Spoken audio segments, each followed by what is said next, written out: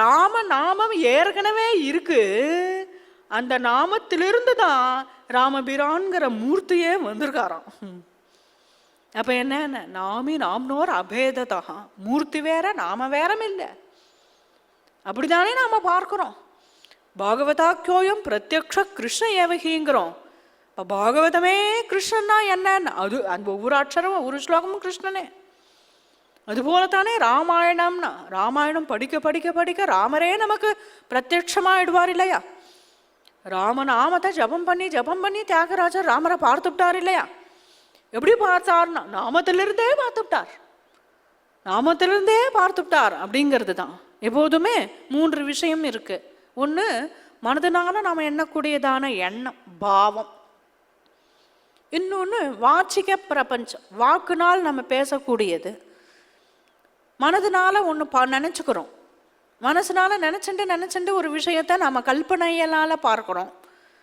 இன்னும் வாக்கால் சொல்லி பார்க்குறோம். இன்னொன்று அந்த ரூபத்தை இப்போ மைக் அப்படின்னு சொன்னால் மனதில் முதல்ல நான் மைக்குன்னு நினச்சிக்கிறேன், அப்புறம் வாயால் மைக்குன்னு சொல்கிறேன், அப்புறம் விழுற மைக்கை பார்க்குறேன். இந்த ரூபம் இருக்குது அப்படின்னு 3 இருக்கு இல்லையா? 3 தனித்தனியாக இருக்கு இல்லையா? இப்போ என்னன்னா ராமங்கிற ரூபம், ராமங்கிற நாமம், ராமருங்கிற தியானம் மனதுக்குள்ளே பார்க்குறோமே அந்த ராமர், 3மே ஏகவஸ்து, தனித்தனி கிடையாது. ஏகவஸ்துவாக இருக்கிறதுனால எப்படி இருக்குன்னா, அப்போ தான் எங்கேருந்தோ கிளம்பி அங்கேருந்து அயோத்தியாவிலேருந்து வரணும்னு அவசியம் இல்லை. நம்ம நுனி நாக்கால ராம அப்படின்னு சொல்லிட்டோம், அந்த நாமத்திலிருந்தே வந்துடுவார். ராமத்திலிருந்தே வந்துடுவாருங்கிறது தான் இங்கே தம்மையே தமர்க்கு நல்கும் தனிப்பெரும் பதத்தை தானே. நாமமே தங்கிட்டேந்தே பிரபுவை கொடுத்துருத்தோம். அந்த பானத்தில் இருக்கக்கூடிய ராம நாமத்தை படிச்சானோ இல்லையோ, பிரபுவால இவனை தான் அடிச்சுட்டாரே, போலாமே அடிச்சது யாருன்னு தெரியக்கூடாதுன்னு ஒரு காலம் அவருக்கு எண்ணம் இருந்தா அப்படியே போயிருக்கணும் இல்லையா? அப்படியே வந்து அவன் எதிரில் நிற்கிறார் கோதண்ட பாணியா. அப்படி பார்த்துட்டான் ராமபிரான. யாரெல்லாம் எப்படி சொல்லுவாளோ தெரியாது, ஆனால் அங்கே வால்மீகி ராமாயணத்தில் பார்த்தா ரொம்ப அழகான இருக்கு. அவனை பார்த்து சொல்றார், பிரியதர்ஷனஹா, எப்பேற்பட்ட ஒரு ரூப சௌந்தரியம் உடையவராக இருக்கிறீர். நீங்கள் அப்பேற்பட்ட புத்திமானாக இருக்கீள், உயர்ந்த குலத்தில் வந்திருக்கிறீள், சத்தியசந்தனாக இருக்கீள், பிரபாவசாலியாக இருக்கிறீள், பலசாலியாக இருக்கிறீள். இப்பேற்பட்டவராக இருந்துண்டு உலகம் உள்ள அளவும் பராங்முகவதம் கிருத்வா கோனு பிராப்தஹா த்வயா குணஹா. மறந்திருந்து அடிச்சார் அப்படிங்கிற இழுக்குக்கு ஆளாயிட்டேலே அப்படின்னு ஒரு அங்கலாய்ப்பு. அப்படின்னா அப்படிதான் அடிக்கிறதுக்காக வந்தேள் நீங்க, நான் தான் அடிச்சேன் அப்படின்னு நேரம் வந்தே அடிச்சிருக்கலாமே என்ன, நீங்க ஏன் மறைந்திருந்து அடிச்சேள்? மேலும் என்னன்னா, உங்களுடைய ராஜ்யத்துக்கு கட்டுப்பட்ட இடத்துல ஒன்றும் நான் இல்லையே, என்ன நீங்க வந்து அரசாள்றதுக்கு, தப்பு செய்தாலும் அடிக்கிறதுக்கு உங்க ராஜ்யம் இல்லையேண்ணா, உங்க கண்ட்ரோல் இல்லையே அப்படிங்கிறான். அதோட நாங்களாம் குரங்குக்கு போய் என்ன வியவஸ்தை இருக்க போகிறது, தர்ம வியவஸ்தை இப்படி நீங்கள் செய்யலாமோ அப்படிங்கிறான். ராமர் எப்போதுமே ஒருத்தர் நம்மக்கிட்ட குற்றம் சாட்டினாக்க அதெல்லாம் நான் பண்ணதெல்லாம் எல்லாம் கரெக்டு தான் அப்படின்னு பேச மாட்டார். எப்போதுமே பிறர் குறை சொல்லும் போது 2 விஷயமா ரியாக்ட் பண்ணுவோம். ஒன்று, நம்ம முதல்ல அதை அக்செப்டே பண்ணிக்க மாட்டோம். நான்லாம் அதெல்லாம் பண்ணுறேன் ஆளே கிடையாது, நான் அப்படிலாம் கிடையவே கிடையாது அப்படிம்போம்.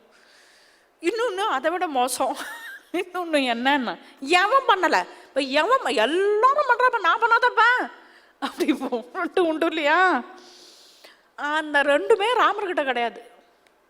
அது அயோத்தியா காண்டத்திலேயே சொன்னார், ஸ்வதோஷ பரதோஷ வித்து. ஒரு கால் யாராவது அந்த இடத்துல குற்றம் சாட்டினா, உண்மையில நான் அப்பேற்பட்ட குற்றம் பண்ணியிருக்கேனா அப்படின்னு தனக்குத்தானே செல்ஃப் அனலைஸ் பண்ணி பார்க்கக்கூடியவர். அவருக்கு டக்குன்னு தோணித்து தான் அப்படி தவறு இல்லை தான் செய்தது அப்படிங்கிறது, அதுக்கு உண்டான பதில் இருக்கு அவர்கிட்ட. அவனை பார்த்து பேச தொடங்கினார். சூக்ஷ்ம பரம துர்ஜ்ஞேயா சதாம் தர்ம ப்ளவங்கமா ஹிருதிஸ்த சர்வபூதானாம் ஆத்மா வேத்தி சுபாசுபே. நாம் செய்யக்கூடியது செய்தது சரியா தவறா அப்படின்னு தெரிஞ்சுக்கிறதுக்கு அவனுடைய மனசாட்சியே பிரமாணம். ஒரு நூலை புரட்டி பார்க்கணுன்ற அவசியம் இல்லை. பிறரை நோக்கி இது சரியான்னு கேட்க வேண்டிய அவசியம் இல்லை. ஒரு தவறு செய்தா நமக்கு நாமே நம்ம இதயமே நமக்கு குத்திண்டே இருக்குமே. ஆத்மா வேத்தி சுபாசுபே. என்னை பொறுத்த மட்டும் உன்னை அடிச்சது எனக்கு குற்றம்னு தோணலை. ஏன் தோணலை அப்படின்னா ரகசியமான தர்மம் இது, சூக்ஷ்ம தர்மம் இது. என் ஹிருதயத்துக்கு தோன்றதை சொல்கிறேன். நீ பேர்பட்டவனாக இருக்க, எந்த குற்றமும் நான் செய்யலையே அப்படின்னு சொல்லிக்கிறையே, பச்சை குற்றம் உங்ககிட்ட இருக்கே. என்ன பாத்ரு பாரியாவ பாரேஸ்மின் தண்டோயம் பிரதிபாதிதா. தம்பி மனைவியை அழைச்சிட்டு போய் நீ உன் மனைவியா வச்சுருக்க. மனுஸ்மிருதி போடி யார் தாம் பெத்த பெண்ணையோ நாட்டு பெண்ணையோ தன் தங்கையையோ சகோதரி ஸ்தானத்தில் இருக்கக்கூடியவர்களையோ தாயார் ஸ்தானத்தில் இருக்கக்கூடியவர்களையோ சகோதராளுடைய மனைவிகளையோ காம எண்ணத்தோட பார்த்தான்னாலே தலையை சீவிடு அப்படின்னு தான் சொல்லியிருக்கு. அப்பேற்பட்ட குற்றம் உன்னிடத்துல இருக்கிறதுனால தான் உன்னை அடித்தேன். மேலும் என்னன்னா யுத்தத்துக்கு நேரம் வந்தா நீ எங்கே இந்த டைரக்டாக நிற்க போற? சகல கோடி வானர வெள்ளங்களையும் நீ ஒத்தனா அனுப்பி வைப்ப குரூப்பாக. எவரவர்களெல்லாம் ராவண வதத்துக்காக அத்தனை பேரும் அவதாரம் பண்ணியிருக்காளோ அவர்களே வச்சுண்டு இப்போ அத்தனை பேரையும் நான் அடிக்க வேண்டி இருக்கும். அத்தனை பேரும் குற்றம் அற்றவர்கள். குற்றம் செய்த ஒரே ஆள் நீ தான். உனக்காக அத்தனை பேரை பிராணனை விடணுமா? எல்லாருமே சுக்ரீவனுக்காக சுக்ரீவனுடைய வானர ராஜ்யத்தில் இருக்க வேண்டியவர்கள், வீரர்கள். அதனால தான் மறைந்திருந்து அடித்தேன் அப்படின்னுட்டார். எல்லாத்துக்குமே அழகான பதில் சொல்லிட்டார். அவனால் மீற முடியல. லோகாதீஸ்வரனான எனக்கு வானர ராஜ்யம் அப்படிங்கிறதும் காட்டில் வாழக்கூடியவர்களை காப்பாற்றுறது அப்படிங்கிறதும் என் பொறுப்பு தான் அப்படின்னு சொல்லலாம். பகவானா பேசலை. இவர் சொன்னார் 14 வருஷத்தில் வனராஜ்யம் எனக்கு எங்கள் அப்பா சொல்லியிருக்கிறதுனால 10 திக்கிலும் ரசம் செல்லக்கூடிய அவருடைய ராஜ்யத்துக்கு உட்பட்டது தான் இந்த இடமும். அதனால தான் அவனை அடித்தேன். நான் பிராணி தானே, நான் வானரன் மிருகம் தானேன்னு நீ சொல்லலாம். மிருகமாக இருந்தால் இது போல் தர்மத்தை இப்படி பண்ணியே அநியாயமானு கேட்கவே கேட்காதே. முதல்ல நீ சாதாரண குரங்கு இல்லைங்கிறது இதிலிருந்தே தெரியுறது. வியவஸ்தை இருக்குங்கிறது புரியுறதே. அதனால எப்போ தர்ம வியவஸ்தை உண்டோ அப்போ நீ செய்தது குற்றம் தான் அப்படின்னு சுட்டி காட்டிவிட்டார். வெக்கி போயிட்டான். அவன் எதிர்பார்க்கல இதை. நேராக அவர் சொன்னதும் அவனுக்கு ஒரு மாதிரி ஆஃப் ஆயிட்டான். மேலே பேசவே ஒன்றும் இல்லை விஷயம். கையை கூப்பிண்டான். ராமரை பார்த்து சொன்னான், பிரபு எப்போது உங்களுடைய அஸ்திரம் என் மேலே பாய்ந்ததோ அப்போதே நான் செய்த எல்லா பாப்பங்களும் என்னை நிவர்த்தி ஆயிடுத்துங்கிறது எனக்கு புரிஞ்சுடுத்து.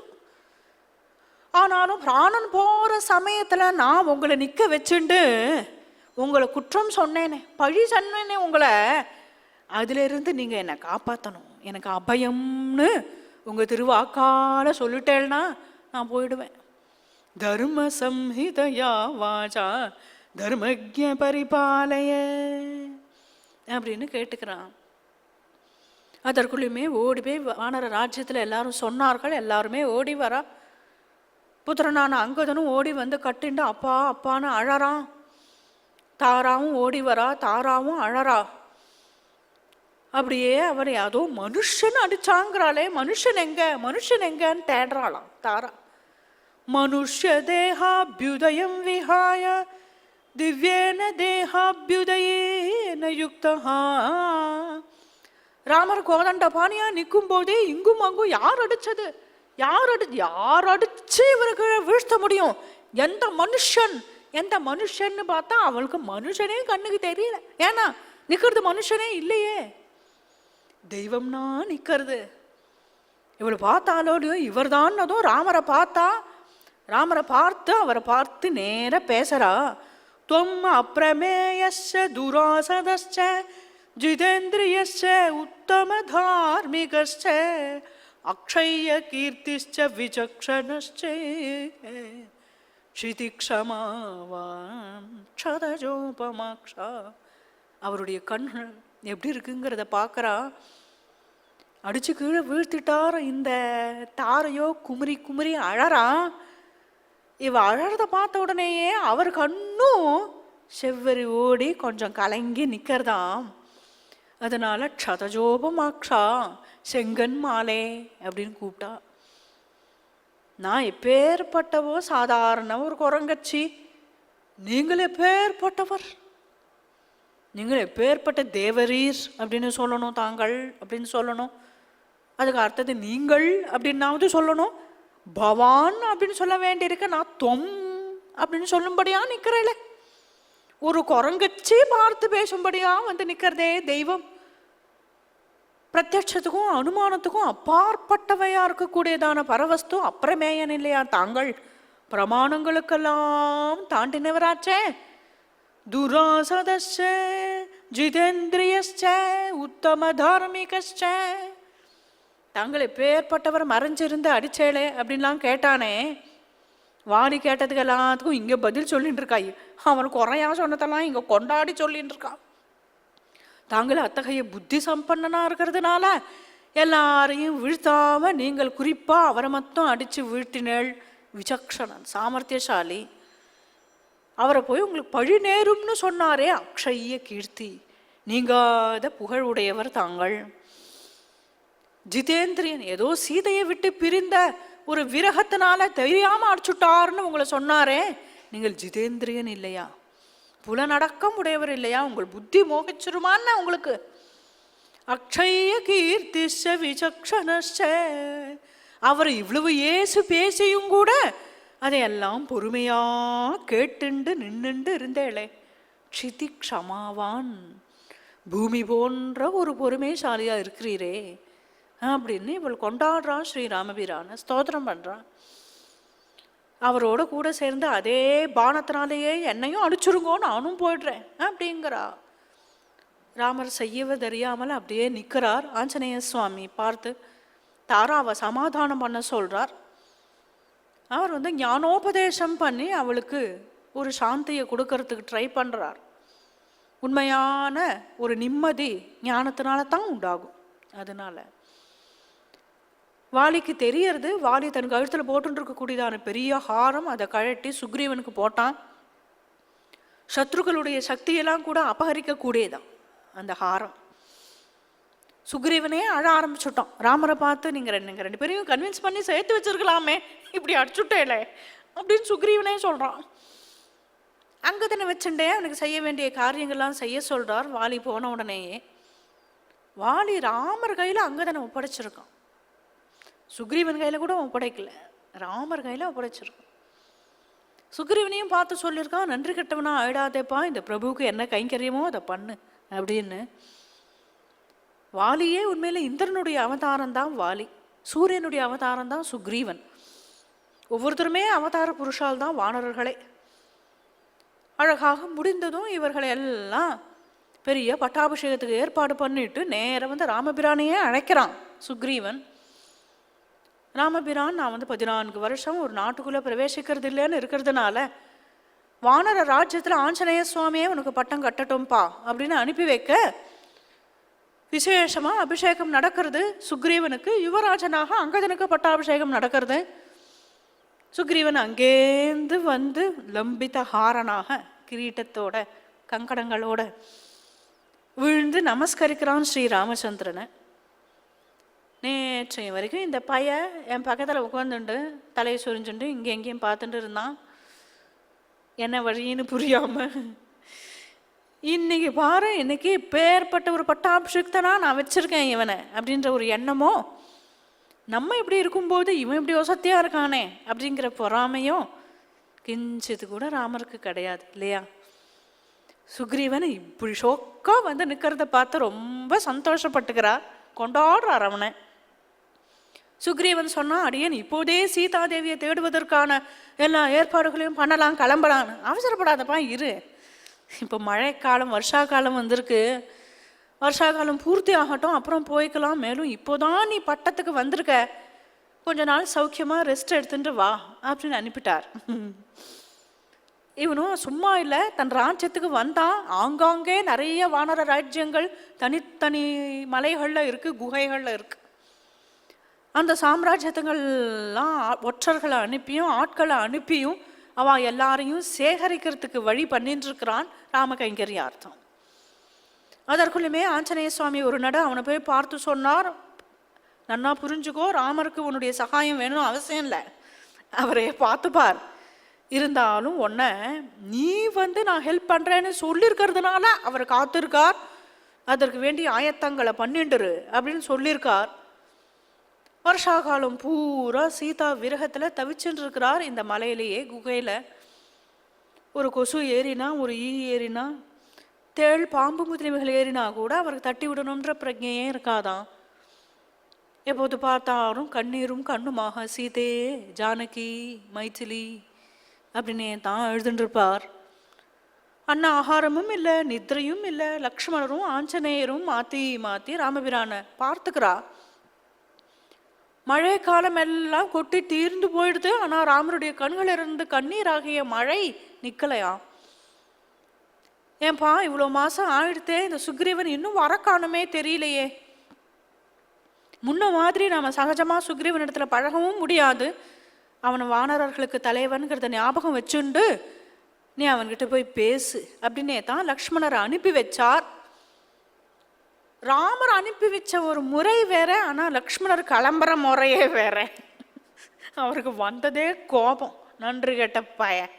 இவன் மாட்டுக்கு ராஜ்யாபிஷேகம் பண்ணிட்டு எனக்கு சொகுசா வாழ்ந்துட்டு இருக்கான் பார்த்தியாவன் அப்படின்னு கிளம்பி அங்கேருந்து வரார். அவரை வர ஜோர்லையே தெரியறது ரொம்ப கோபமாக வரார் அப்படின்னு. 4 வானரப்பறன் இப்படி பார்த்துட்டே இருந்தா, அட்டே இவர் வராரே, இனி கிஷ்கிந்தைய நிர்மூலமாக்கிடுவார் போல் இருக்குடா அப்படின்னு நினச்சிட்டு குட்டு குட்டுன்னு போய் பெரிய பாறையாக எடுத்து அந்த குகை வாசலை மூடிட்டான். மூடினதும் அவருக்கு கோபம் ஜாஸ்தியாக போயிடுது. உங்கள் ராஜா மாதிரியே தானடா நீங்களும் வச்சு மூடுறேள், என்ன பண்ணுறேன் பார் அப்படின்னார். ஒரு பானத்தை பிரயோகம் பண்ணார், அது தூள் தூளாக்கி எடுத்து அந்த பாறையை அடிச்சு நிமித்துண்டு உள்ளே போயிட்டார். அதுக்குள்ளேயுமே எல்லாரும் ஓடி போய் சொல்கிறார்கள், மகாராஜா லக்ஷ்மண சுவாமி வரார், ரொம்ப கோபமாக வரார், என்ன நடக்க போகிறதோ தெரியல அப்படின்னு. உடனே இப்படி பார்த்தான் அப்படி பார்த்தான். அந்தப்புறத்தில் இருக்கக்கூடிய சுக்ரீவன், தாரா ரொம்ப இன்டெலிஜென்ட்டு, இந்த தாராவை கூப்பிட்டு நீங்கள் போய் சமாதானப்படுத்துங்களேன், நான் வந்துட்டே இருக்கேன் அப்படின்னா. தாரா அங்கேருந்து வரா, யாரோ ஒரு ஸ்திரீ வரா அப்படிங்கிறத பார்த்த உடனேயே இவர் சங்கோச்சி, எப்போதுமே யாரையும் நிமிர்ந்து பார்த்து பேச மாட்டார், கம்பீரமாக நிற்கிறார். அடடே சுவாகதம் சுவாகதம், வரணும் தாங்கள், உங்களை தான் எதிர்பார்த்துட்டே இருந்தேன், ஆனால் நீங்கள் ஏன் இப்படி கோபமாக வரேள்? நம்ம மாத்துக்கு சந்தோஷமாக வரலாமே, நீங்கள் ஏன் இப்படி கோபப்பட்டு வர? ஓஹோ எனக்கு புரிஞ்சுருத்து நீங்கள் ஏன் கோபப்படுறேன்னு. இன்னும் கைங்கரியத்துக்கு ரெடி ஆகலையேன்னு தானே உங்களுக்கு கோபம் வருது. மனசை சமாதானப்படுத்திக்கோங்க. சுக்ரீவன் எப்பேற்பட்டவர் தெரியுமா? ராம கிருபைக்கு பாத்திரமானவர். ராமரானத்தான் இன்னைக்கு வாழறாருங்கிறது அவர் மனசுல நன்னாவே இருக்கு. ருமாம் கபிராஜ்யம் ச தனதான்ய வசூனி ச ராம பிரியார்த்தே சுக்ரீவஹா தியஜேதிதி மதிர்மம. என்னையோ ருமாவையோ பெரிய வானர ராஜ்யத்தையோ தன் பிராணனையே கூட அவர் ராமருக்காக விடுறதுக்கு ரெடியாத்தான் இருக்கார்.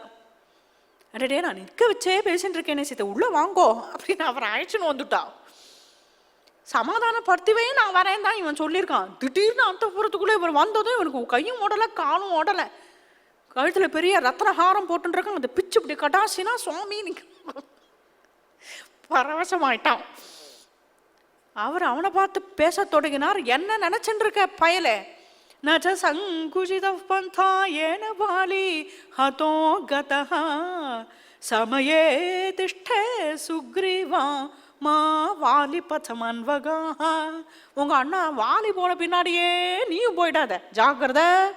அதே பானமும் இருக்கு, அதே வில்லும் இருக்கு, வாலி அடிச்சவரும் இருக்கார் ரெடியா. அப்புறம் ஓம்பாடு கிருதக்னே நாஸ்தி நிஷ்கிருதி. எதுக்கும் மன்னிப்பு உண்டு, செய் நன்றி மறக்கவே கூடாது, அதுக்கு மன்னிப்பே கிடையாதுப்பா. அவர் காத்திருக்கும் போது நீ என்ன இங்கே ஜாலியாக இருந்துட்டு இருக்க ராஜ்யத்தில்? என்ன நீங்கள் இப்படி சொல்லிட்டே? அவருக்கு சகாயத்துக்கு நான் வேணுமா? நீங்க இவ்வளவுதான் புரிஞ்சுண்டேளா ராமரை? கஷக்தா தஸ்ய தேவஸ்ய, பேர்பட்ட தேவன் அவர். ஏதோ அவர் என்னையும் சேர்த்துக்கணும்னு சங்கல்பிச்சிருக்கிறார். நான் அவரோட கூட அனுயாத்ராம் நரேந்திரஸ்ய, அவர் பின்னாடி பின்னாடி போயின்னு இருக்கேன். சுக்ரீவனுடைய சகாயத்தினால தான் ராவணவதம் பண்ணார் அப்படின்னு எல்லாரும் சொல்லும்படி அந்த ஒரு கொண்டாட்டத்தை எனக்கு பெற்று வைக்கணும்னு அவர் நினைக்கிறார். அவ்வளவுதான். நான் எல்லா ஏற்பாடுகளும் ஏற்கனவே பண்ணி தான் இருக்கேன், நாங்கள் வாங்க உடனே கிளம்பலாம் அப்படின்னா எல்லாரும் கிளம்பி நேர ரிஷிமுக சிகரத்துக்கு வந்தார்கள். ராமபிரான் பெரிய பாறை மேலே கால் மேல் கால் போட்டு கோதண்டத்தை ஊனி உட்கார்ந்துருக்கார்.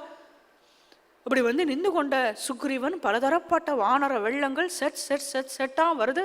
பல ஊர்கள்லேருந்து வந்திருக்கு. சில கோலு லாங்கூலங்கள் அப்படின்னு மாட்டு வால் மாதிரியே இருக்கக்கூடிய வாளுடைய வானரங்கள், அப்புறம் கரடி கும்பல் ஜாம்பவான் தலைமையில் இதெல்லாம் வருது. ஹே மைந்தா, ஹே துவிதா அப்படின்னு ஒவ்வொருத்தரையா கூப்பிட்றான். ராமருக்கு அர்ப்பணம் பண்ணுறதுக்காக எல்லாருக்கும் ஒவ்வொருத்தரையா கூப்பிட்டு இன்ட்ரடியூஸ் பண்ணுறான். இவன் இந்த இடத்துலேருந்து வந்திருக்கான், இவனுடைய வானர சைன்யத்தில் இத்தனை கோடி பேர் இருக்கார்கள், இவாளுடைய பல பராக்கிரமங்கள் இப்படி, இவன் வந்து இவருடைய அம்சமாக, இந்த தேவனுடைய அம்சமாக தோன்றினவன் இவன் அப்படிங்கிறதெல்லாம் சொல்லிட்டான் அப்படின்றான். உடனே அவன் நமஸ்கரிச்சுட்டு ஒரு செட் அப்படியே திரும்புறது. அடுத்தது இன்னொரு குரூப்பு வருது, அவனுடைய தலைவன் வரான். அப்புறம் அதெல்லாம் ராமருக்கு சொல்கிறான். அப்புறம் நீ போன்னா நீ போன்றான். ஒரே எங்கே பார்த்தாலும் மரம் மட்டைகள் பாறைகள் உள்பட எங்கே பார்த்தாலும் ஒரே வானரப்படையாக இருக்குது. இந்த லட்சம் கோடி மில்லியன் ட்ரில்லியன் எல்லாம் மிஞ்சு போயிடுது. அதனால என்னன்னா இனி கணக்கே எடுத்து முடியல, சென்சஸ் தாண்டி போயிடுது. இனி எனக்கு சொல்ல முடியாதுன்னு விட்டுவிட்டார் வால்மீகி பகவான். அத்தனை பேர் இருக்கலாம். விழுந்து நமஸ்கரிச்சான். இத்தனை கோடி வானர வீரர்கள் படைத்தலைவர்களான எல்லாரும் சேர்ந்து அடியேன் ராஜாவாகிய சுக்ரீவன் உள்பட எல்லாம் ஸ்ரீராமருடைய ஆக்ஞைக்காக காத்திருக்கோம். அடியோங்கள் இனி என்ன செய்யணும்னு தாங்கள் சொல்கிறேளோ பண்ணுறோம் அப்படின்னதும் ராமர் சொன்னார், இல்லைப்பா இந்த சைன்யத்தோடலாம் பேசுறதுக்கு எனக்கு வராது, நீயே பார்த்துக்கோ, நீயே அவர்களுக்கு ஆணை இடு. சீதாதேவியை தேடிட்டு வரும் அவ்வளவுதானே, எல்லா திக்குகளையும் போய் தேடலாமே. எப்போ லங்கை தான் ராவணனுடைய ஸ்தானம்னு தெரியிருந்தோம், அப்போ நேராக லங்கைக்கே ஆள் அனுப்பலாமேன்னு அனுப்பலாம். இருந்தாலுமே திருடுன்னு போகிற ஒரு ஆள் தம் வீட்டில் கொண்டு போய் சாமான் வச்சுக்க மாட்டான். இங்கே வச்சு அங்கே வச்சு அப்புறம் எதுவும் போலீஸ்லாம் வரல விசாரிக்கல அப்படின்னு தீர்மானம் ஆனதும் தான் தம் வீட்டுக்கு கொண்டு வருவான். அதனால சீதையை அவன் எங்கே வச்சிருக்காருங்கிறது நமக்கு புரியாது. எல்லா இடத்துலையுமே தேடுவோம் அப்படின்னு சகல கோடி வானர வெள்ளங்கள்லையும் அனுப்புகிறான். எல்லாருக்கும் டைமும் ஃபிக்ஸ் பண்ணிட்டான். இதற்குள்ளே எல்லாரும் கண்டுபிடிச்சுட்டு வரணும்னதும் அத்தனை பேரும் கிளம்பிட்டான். குறிப்பாக தென் திசை லங்கா நோக்கி கிளம்பக்கூடிய வானரர்களில் யுவராஜனான அங்கதன் இருக்கிறார், வயதில் மூத்தவரான ஜாம்பவான் இருக்கார், ஞானத்தில் மூத்தவரான ஆஞ்சநேய சுவாமி இருக்கார், மைந்தன் துவிதன் முதலிய வானர வெள்ளங்கள் எல்லாரும் கிளம்புறா. இத்தனை பேர் கோடி பேரில் கரெக்டாக குறிப்பாக ஆஞ்சநேய சுவாமியை அழைத்து சீதாதேவியை பார்த்தால் இதை கொடுக்கும்படியான ஒரு அபிஜானம் தனது கை விரல்லேருந்தே அங்குலீகத்தை கொடுத்து ராமபிரான் அனுப்பி வைக்கிறார். ஆஞ்சநேய சுவாமி எந்த க்ஷணம் கையில் ராமருடைய அங்குலீகத்தை பெற்றாரோ உடனே தீர்மானிச்சுண்டார், அடியேன்னு சீதாதேவியை பார்த்தாச்சு அப்படின்னு. இவ்வளவு பேரில் நம்மளை தானே ராமர் செலக்ட் பண்ணார், அதுலேயே நம்பிக்கை வந்துடும் இல்லையா. கிளம்பி அத்தனை பேரும் வரா. வழியில் ஒரு சுயம்பிரபாவோட குகை, அதில் போய் சிக்கின்ட்டா. அங்கே போய் எல்லாம் நன்னா தான் இருக்குது, இளநீர்லாம் இருக்குது, வாழைப்பழங்கள்லாம் இருக்குது, மஜாவாக இருக்குது. இருந்தாலும் அங்கேருந்து எப்படி வெளியில் போகிறதுன்னு தெரியல. உள்ளே வந்தாச்சு, வெளியில் எப்படி போகிறதுன்னு தெரியல. அவகிட்டையே போய் எங்களை எப்படியாச்சும் சித்த வெளியில் கொண்டு விட்ருக்கோம் அப்படின்னா எல்லாமே மாயை தானே. ஒரு க்ஷணத்தில் கண்ணை திறந்தா வெளியில் வந்தாச்சு. ஆனால் மாத கணக்குகளோ ஓடிடுத்தும். இனி திரும்பி போனால் கட்டாயம் சுக்ரீவன் சிரச்சேதம் பண்ணிடுவான். சீதையை பார்க்காம போனோன்னு சொன்னான். இவளுக்கெல்லாம் தோணிது, நாம் இந்த சமுத்திர கரைக்கு இங்கே வந்தாச்சு, இக்கரைக்கு இந்த க்ஷணம் இப்படியே இங்கேயே பிராணனை விட்டுடுவோம் யோகத்தினால அப்படின்னு எல்லாரும் உட்காந்துட்டு இருக்கும்போதே ஒரு கழுகு அங்கேருந்து வந்தது. வந்து பார்க்குறதே, இன்னைக்கு எனக்கு நிறைய சாப்பிட்றதுக்கு, மாம்சம் சாப்பிட்றதுக்கு நிறைய பேர் கிடச்சுட்டாலே அப்படின்னு வருது. ஒரு வானரன் சொன்னா, ராமருக்காக உயிரே கொடுத்த ஜட்டாயுவும் ஒரு கழுகு, இதுவும் ஒரு கழுக, நம்ம சாப்பிட்றேன்னு வந்திருக்கு பாரு அப்படின்னு பேசிட்டான்.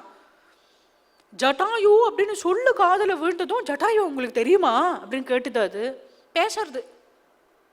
கழுகெல்லாம் சாதாரண கழுகு இல்லை, குரங்கெல்லாம் சாதாரண குரங்கு இல்லை, இது எல்லாம் கரடியெல்லாம் சாதாரண கரடி இல்லை, எல்லாமே மாயை தானே.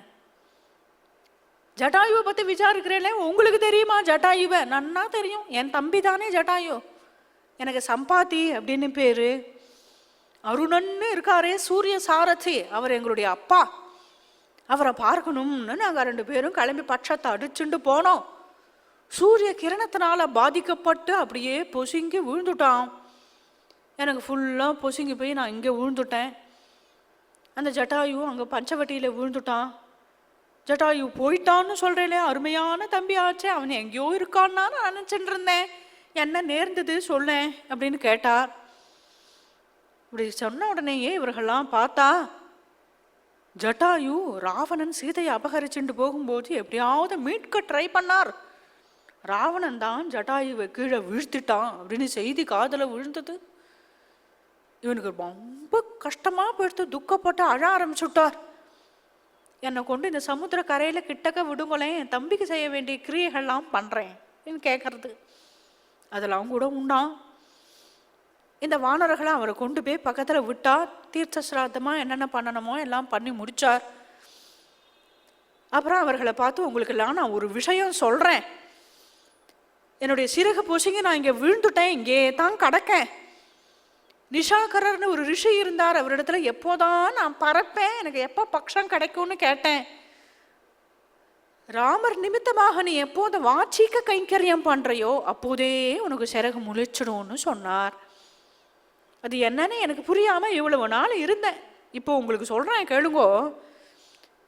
அந்த ராவணன் அடிக்கடி அடிக்கடி பல ஸ்திரீகளை இந்த பக்கமாக தூக்கிட்டு போகிறத நான் பார்த்துருக்கேன்.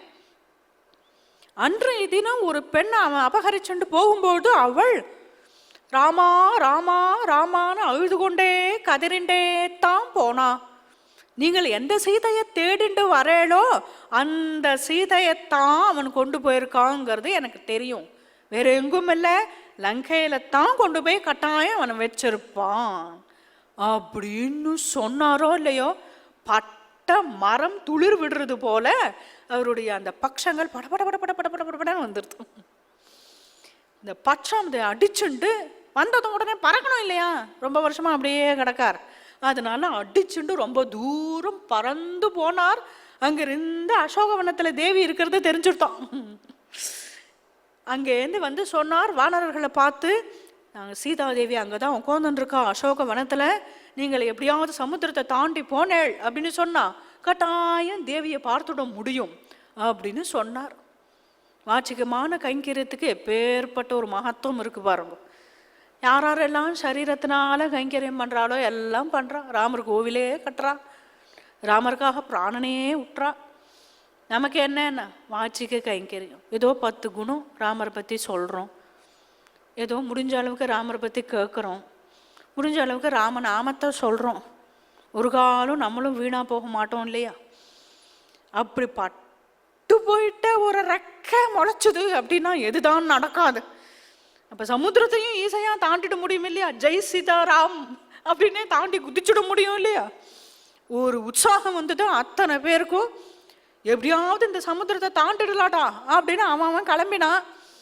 உட்காந்துட்டு கேட்டாங்க, சொன்னா நான் 10 யோஜனை தூரம் தான் தாண்டுவேன், நான் 100 யோஜனை தூரம் தான் தாண்டுவேன்னு தாண்டிடுவேன், ஆனால் என்னால் திரும்பி வர முடியாது அப்படிங்கிறான் அங்கதன். அத்தனை பேரும் ஒவ்வொருத்தரும் என்னன்னா அவன் தன்னை நம்புறதுனால அவ்வளோ பர்சன்டேஜ் தான் முடியும். ஆஞ்சநேய சுவாமி இந்த கூட்டத்திலேயே இல்லை, தனிமேல உட்காண்டிருக்கார்.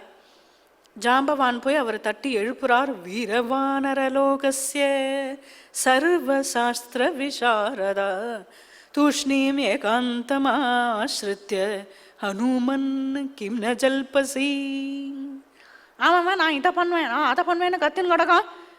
நீ அப்படியே சைலண்ட்டாக ஏகாந்தமாக உட்காந்துட்டுருக்கே, என்ன விஷயம்? ஆமாம், எப்போதுமே பேசிகிட்டே இருக்கிறவன் செய்ய மாட்டான், அளந்துகிட்டே இருந்துடுவான், செயலில் ஒன்றும் இருக்காது. செயல் வீரனாக இருக்கக்கூடியவன் பேசவே மாட்டான் இல்லையா? அவர் போய் ஏகாந்தமாக தியானத்தில் உட்காந்துட்டார். எப்படி கிளம்பலாம், எப்படி போகலாம், எப்படி தாண்டலாம், அங்கே போய் நம்ம எங்கெங்கெல்லாம் தேவியை தேடலாங்கிறதெல்லாம் அனுசந்தானம் பண்ணிட்டு தனக்கு தானே பிளான் பண்ணி உட்காந்துருக்கார். இப்படி வந்து கிளம்பின உடனேயே ஜம்முன்னு கிளம்பி ஆஞ்சநேய சுவாமி லங்கைக்கு எப்படி கிளம்பி போகிறார் அப்படிங்கிறத வர்ணிக்கிறது. ஸோ இதோட கிஷ்கிந்த காண்டம் பூர்த்தியாகிறது. நாளைய தினம் சுந்தர காண்டம்.